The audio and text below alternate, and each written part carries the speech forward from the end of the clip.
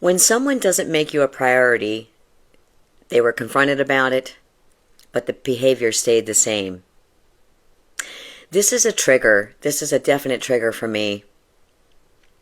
James 2:17 says, faith without works is dead. Let me say that again. Faith without works is dead. I suffer from a father wound. I have childhood trauma, child abuse, and PTSD. When someone suffers from this type of trauma and PTSD, one of the biggest triggers that they may have is that they don't feel heard, that they were abandoned, that what they thought or said didn't matter to anybody else. And they stay stuck in those thoughts because with PTSD, your mind goes back to things that were said in your past, those moments, those horrible things that might have been said to you from your abuser. Your mind goes back there and sticks there, and it thinks about that thought that was said, those words that were spoken. You become insecure, you feel down on yourself, you grow up feeling like you're not worthy, that whatever you have to say doesn't matter, however you feel doesn't matter, and your place in people's lives are not important. See, a lot of times people with PTSD and people who suffer from trauma, they grow up being givers. They give so much. They give their time. They pour into people because people didn't pour into them. People didn't give them the time or day a lot of times. People that suffer from trauma want to build connections and friendships so badly because they didn't have that a lot of times growing up. And so when they make friendships and someone comes up to them and asks them for help, a lot of times people that suffer from trauma stop dead in their tracks to help somebody right then and there. They take the time to help because they weren't given that type of help themselves. So when someone doesn't make you a priority, it's cutting. It's very cutting to sufferers from trauma and PTSD because they would not treat people that way. And it's hard to understand why we are treated this way. It's hard to understand why someone doesn't want to make us a priority in their life. And here's the thing. We have an adversary, the devil. He knows your past. He knows your triggers. And what he does is he works through people. And he will work through people to trigger you. He will work through people, and a lot of times it's unknowingly. They don't know they're being used as a vessel for the devil. But they get continually used by him unless they are praying themselves for God's protection against it. If you continually tell somebody your pain, your hurt, if you continually tell them what your triggers are and it falls on deaf ears, then it's going to continue to trigger you. It's going to continue to set you backwards. It takes away your peace. And that's not what God intends for us. God doesn't intend for us not to have peace. If you have told someone about this behavior and they continually keep triggering you with these behaviors, these patterns,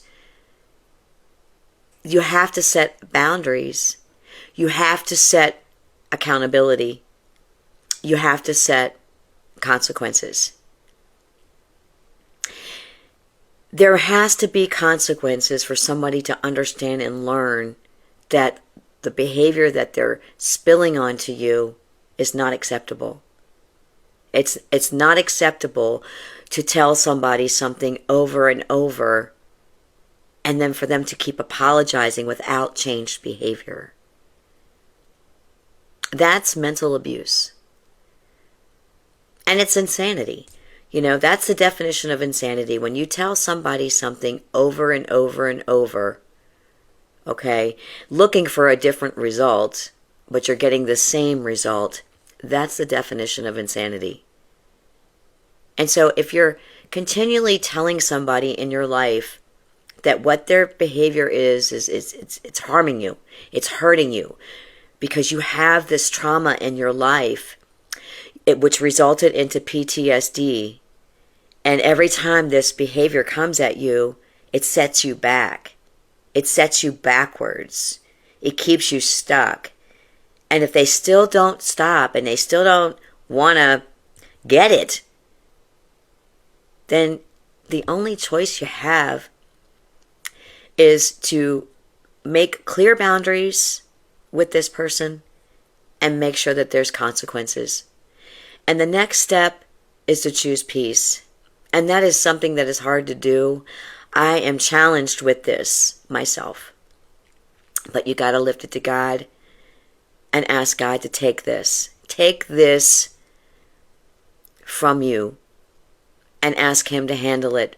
And in why He's handling it, ask Him to give you peace in the moment, peace in the situation, so that you can move forward.